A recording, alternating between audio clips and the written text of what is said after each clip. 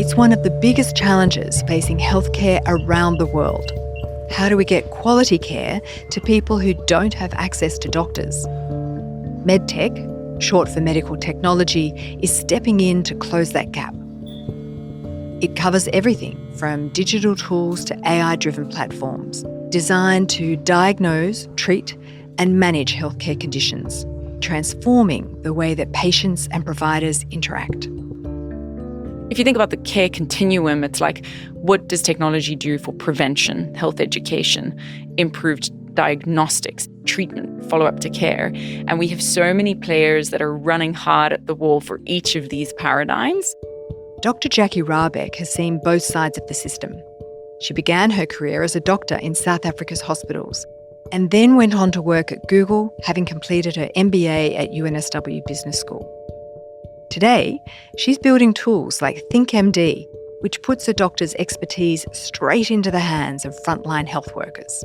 So what we're doing with ThinkMD is saying, how can we use machine learning capabilities and software to enhance the clinical capability of frontline healthcare workers that are not doctors?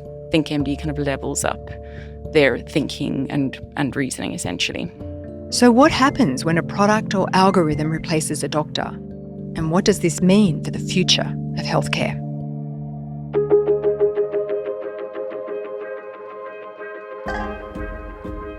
This is The Business Of, a podcast from UNSW Business School. I'm Dr Juliet Bourke, an adjunct professor in the School of Management and Governance. So, Jackie, can you explain what exactly ThinkMD is? ThinkMD is a clinical decision support tool. So you can imagine an app that can be used on any device, online and offline, by frontline healthcare workers that are out in rural and remote communities and low and middle income countries, and allows them to operate at the top of their scope of practice. So someone that is not a doctor is able to see a patient, make an appropriate differential diagnosis, and deliver the right treatment as if they were a doctor, with some caveats, obviously. And so why is your app important in these communities? What problem does it solve? The core pain point that ThinkMD solves is to increase the capacity of frontline healthcare workers in under-resourced healthcare settings. So we have some touch points in Southeast Asia, but predominantly focused in Africa, where the doctor-to-patient ratio is about 1 to 10,000. So that's 1 doctor to 10,000 patients. So we see that there is a massive shortage of clinical workforce. And ministries of health have tried to address this by training more doctors, but inherently what happens is once they've trained, they'll end up leaving the country. So it's kind of the concept of a brain drain. And so now we're moving towards the concept of task shifting in saying, how can we use machine learning capabilities and software to enhance the clinical capability of frontline healthcare workers that are not doctors? So let's step back from ThinkMD and just think about the implications of any industry or profession in which you're introducing a disruptive tool. Would you have some insights on that? What I believe this always comes down to is, are you actually solving a real problem or a need for an end user? Historically, digital health and innovation was all about creating efficiency in the system, better billing or claims reimbursement or documentation or whatever that may be. And that introduced an additional workload to clinicians. So change management was quite challenging. Then within the last couple of years, the risk appetite of a clinician to use a new tool suddenly changed because, there's a whole bunch of tools, these AI scribes that I can use that actually make my life easier. Because now I don't have to stay for 20 minutes after my patients typing out my notes. And so I think if you're truly solving a problem or a pain point for an end user, the change management becomes simpler. Do you think that there are applications for what you've done in sort of more developed economies? Yeah, definitely.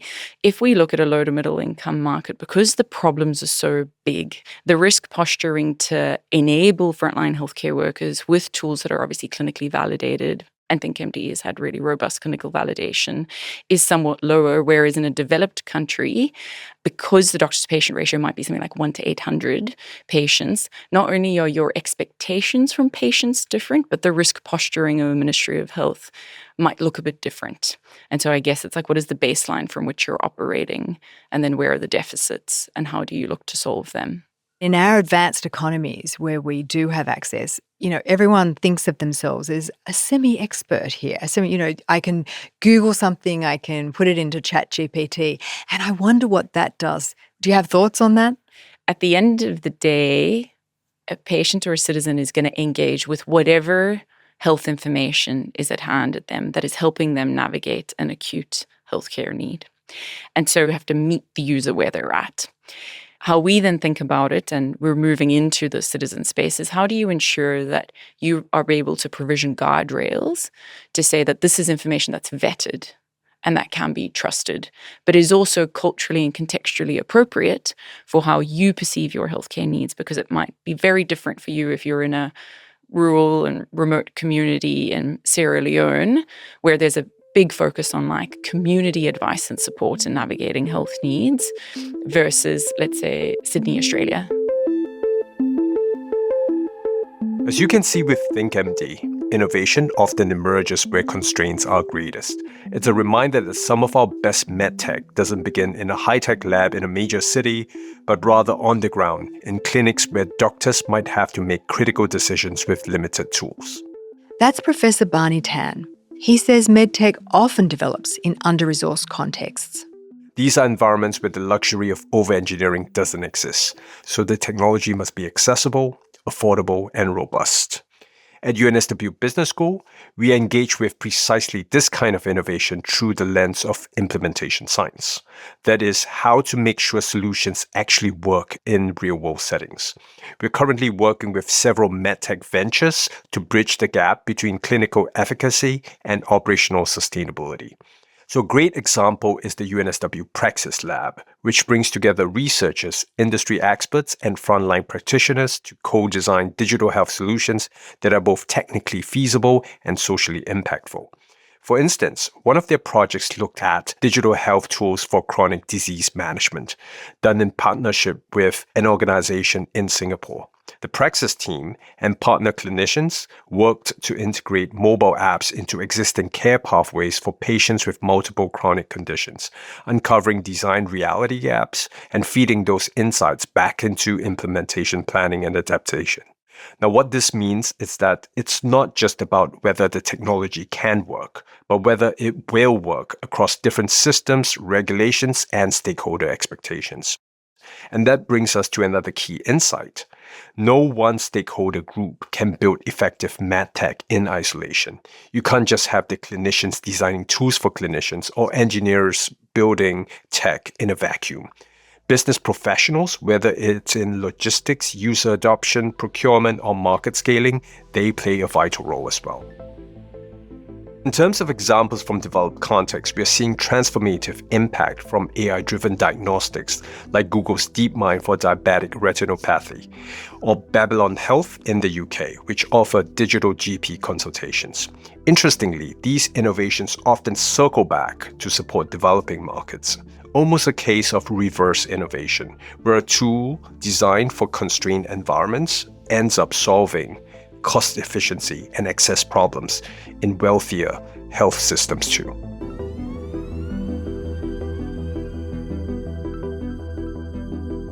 So Jackie, we've looked at how medtech is changing healthcare and its applications around the world, but closer to home, I'm sure that many people have experienced a doctor using Google or ChatGPT when they go in for a consult. And I'm interested, what do you think about doctors using tools like that? I think the reality is clinicians will use it, but they need to ensure that they're using it judiciously and applying their own critical lens on the information, because I would rather have a doctor that is sense-checking their thinking to make sure they're not missing something than only relying on like what they've seen in the last 10 years of practice and maybe the last 2 papers they've read in the gap that they had between patients last week. And so what has been the sort of implications? What's been the reaction of people in Sierra Leone when they see their healthcare provider looking something up on ThinkMD. It's the same sort of experience in a way. It doesn't matter if it's looking it up on ChatGPT. Have they said, that's great, I'm glad to see that you're checking things? Or do they think, why are you looking something up? Yeah, so I think if they can perceive that they're receiving a higher quality of care, which they are, then generally they are happy and they're satisfied, because in these environments, so the patient journey often looks something like this. You might have a mum that lives like day-to-day, hand to mouth, and needs to take a young child to a clinic and will have to utilize like a week's earnings to catch multiple points of public transport to travel hours to get to a clinic. When they arrive at the clinic, there might be super long waiting lines. They might not have the medications available to be able to treat whatever's wrong. She might not get the right diagnosis because the skills of the healthcare workers that are there are limited, or they haven't necessarily been trained, or they don't have the equipment to do the right investigative procedures. And so the expectation is often just, if a patient can walk away feeling like they've been seen and heard and their healthcare needs have been met, that is the ultimate outcome. Because the worst outcome is they then have to take all the money to go back home, and then they often can't afford to come back the next day or the next week, and the healthcare condition deteriorates. So often these patients will just want to be able to walk away with something, like a medicine that they can take, an injection that they've received, like a procedure that was done, if it was like a wound or something of the sorts. Whereas I think for us, like digital perception is much more prominent as a kind of barrier to accessing healthcare of the sorts. I guess the other side of it, though, is if you have these digital solutions, they might be replacing a medical practitioner. Is that something you can imagine in your world? Is that real? Are we seeing pushback from clinicians themselves because they feel that they might become redundant? Yes to all of the above. I think this is super topical at the moment, given that one part of what doctors do is ingest large amounts of information, process the information, notice kind of patterns and trends, and then kind of pull out what is most likely to be the problem at hand. And the other big part of what clinicians do is that kind of contextual human-to-human interaction, but also understanding everything else about a patient. That is not just necessarily how they present to you in terms of their symptomology at any given point in time. So I think the reality is that there will be facets of healthcare delivery that will be automated. So we're already seeing that this is particularly acute in like the radiology space, where a big part of what you do in radiology is like pattern recognition of thousands and thousands of images, so you know exactly what the right configuration of a potential breast cancer might look like on a mammogram. And that's something that AI is very good at doing. But there are other facets of healthcare that are not as well suited to the problem-solving capability of like novel technologies. And so I think in some parts of the healthcare system it'll replace doctors, and in others it won't. And so that's something that I think we'll kind of have to navigate as a fraternity. I think radiology seems to come up a lot because of the ability, as you say, for AI to do pattern recognition. Mm-hmm. But there is that other side of it, which is the relationship to the patient. Yeah. And is there a world in which people become much more accepting of the advice being given by some sort of digital technology, do you think? And they just don't need the, inverted commas, TLC of a doctor. They're happy to get just the advice. I'd like to believe that the human touch will always be critical. I do also think we're currently still in a world where there's human-in-loop systems. So you'll have a recommendation that's given by a decision support tool, let's say in radiology, and that's vetted and kind of confirmed or denied by a clinician who then delivers that outcome to a patient. But if we look at the proliferation of like asynchronous telehealth, we want to believe that patients value seeing the same GP over time, someone that understands their relationship. But for many patients, they just want to understand what they need to do right now to go get a script to treat the thing for their kid right now. And so I think that it will vary based on like the needs of patients. How does asynchronous telehealth work? I've never even heard of that concept. My experience has been the telehealth is I get an appointment with my doctor and I talk to them about the symptoms and then I get advice, a prescription. Yeah. What does that mean? So asynchronous is almost in a like chat forum. So people will submit their initial kind of symptoms and description or photos of whatever's going on, and then we'll have an asynchronous chat with the doctor who then delivers either you need to go see someone face to face, or I need to have a call with you, or here is a prescription to meet your needs. And we're starting to see that increasingly almost as like a front door into primary care. And there's a number of players in Australia that are also playing in that space. So you write your symptoms into a chat, and then at some point, a clinician or a health practitioner will come back to you. Yeah. Obviously, that's like trying to address low acuity, low risk conditions, and then escalate ones that are more complex. And there must be risks associated with that, because if someone puts something into the chat that needs immediate attention, but the whole system is geared to delayed verification of those issues, dealing with those issues, that's got to be high risk. Of course, yeah. There is a big emphasis on trying to have fast response times. So there'll often be like a portfolio of doctors that are kind of monitoring multiple chats. What we're also starting to see is almost like a degree of triage that is picked up based on the symptoms that are presented. And then there's often a lot of kind of caveats and disclaimers built into these tools to say, like, if you're having a medical emergency, please make sure that you seek care, So there's a real kind of onus of responsibility that's essentially also put onto the patient from a medico-legal perspective. That's how I've kind of seen it play out. I've seen that too.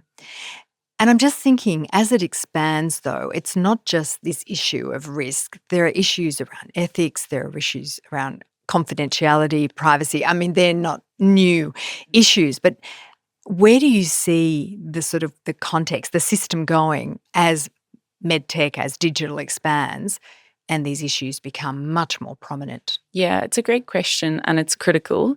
I think at a macro level, when I think about kind of compliance, data privacy, information security, the space that we sometimes find ourselves in is that you operate in a bit of a gray space where there's bits of regulation that is clear on what you can and can't do. And then there's bits that haven't caught up to what technology is able to do. And it's a bit gray, and you need to interpret where you stand. And that is where, as digital health innovators, we have the responsibility to self-regulate and to hold ourselves to the highest bar as it pertains to data sovereignty, patient privacy, et cetera, et cetera. And so we have like best practice guidelines that exist. So even when those are not the regulation within a country in which we operate, we will adhere to that. And then where it comes to like making sure that you have patient trust, it's also putting in place the right consent mechanisms, divulging of like what patient data is used for, and then all of the right anonymization, de-identification, and aggregation practices where data is being used at a like macro level for whether it's training or other secondary data use purposes. What Jackie just described is key to business success in the digital age. Professor Barney Tan again. There is a need to be self-regulating, regardless of what the local laws say. This is emblematic of what I'll call technology governance maturity. It's when a company doesn't just ask, what's the minimum I need to do to comply, but instead asks, what's the right thing to do for the people that we serve. That's a cultural and mindset shift. And it's not just in healthcare. We are seeing this across sectors. Companies like Apple, for instance, are positioning privacy as a product differentiator. Even in sectors like retail, where regulation might be looser, customers are becoming increasingly attuned to data use and misuse. An academic article in 2022 talks about the concept of data as a product. And with that framing, businesses understand that trust is built not only through the service you provide, but also how responsibly you manage other people's data.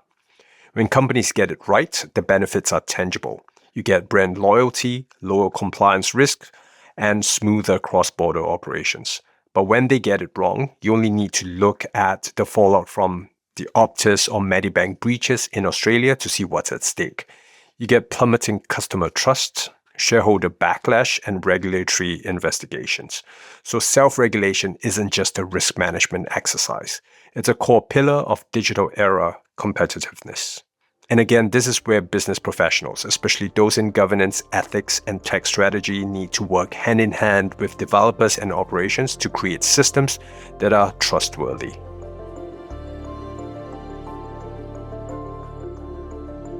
Do you feel yourself, Jackie, as a doctor, having this deeper sense of responsibility because you've got the Hippocratic Oath and it doesn't matter what regulation says in a way, if it's a baseline? Do you have a sort of higher purpose?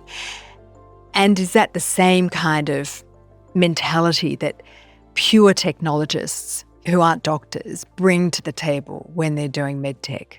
I think yes, to some degree. So, for example, in our product prioritization framework that we have like fixed criteria that we have to address for any new feature development of like, is this helpful, neutral, or harmful to a patient?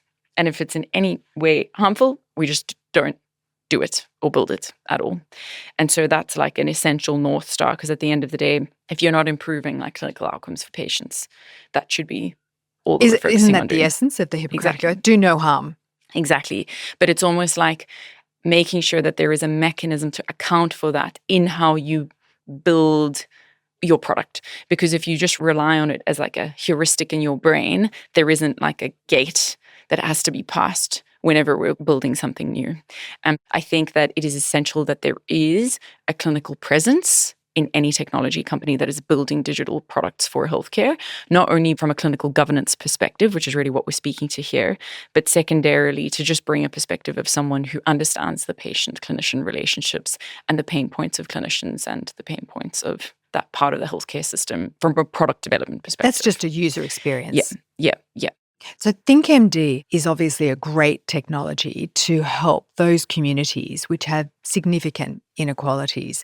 And I'm wondering, have you seen other innovations to help these underserved communities? Yeah, absolutely. So I think there's many players in the space that are looking to try and play their part, whether that's creating tools for community healthcare workers, case management, data analytics capabilities. And then interestingly, a couple of companies that, for example, have built TB detection models. So you'll have somebody that coughs and they have their audio that is ingested, like let's say on a device that has ThinkMD. And then it's able to recognize like what are the characteristics in terms of the cough that might indicate that this is probable of either a TB or some other respiratory diagnosis. And so there are more these almost like niche use cases that are coming in. Similarly with diagnosis of TB, using like an AI more from an image pattern recognition perspective is also prominent. And so I think there's a world in which kind of combining all of these into a single mechanism that a frontline healthcare worker can use to say, not only is this helping me understand clinical reasoning, but I can tap into the capability on my phone to plug in like, what does a patient's cough sound like? Or can I get their biometric data and ingest that through something that helps understand based on whether it's a combination of their heart rate or facial features or anything like that, what else they might be able to detect. So ThinkMD is not just then reading information, but it's actually taking in isometrics or other data. Is that right? Yeah. So that's part of the roadmap is like, how do we incorporate other biometric data and plug that into this really where we operate is like undifferentiated primary care. So we're helping a frontline healthcare worker help a patient who comes in and they might come in with anything. They might come in with an antenatal or postnatal issue. They might come in with a child that has an issue. They might come in with any array of conditions and then plug in the right complementary innovative tools that other ecosystem players are building at the right point in time to then increase the likelihood of diagnosis for a specific condition. And that's usually focused on what is the disease prevalence? Like, what do we see a lot of in these regions? Because we won't just plug in things for the sake of it. Again, are we actually meeting the needs of the community and the regions in which we're operating?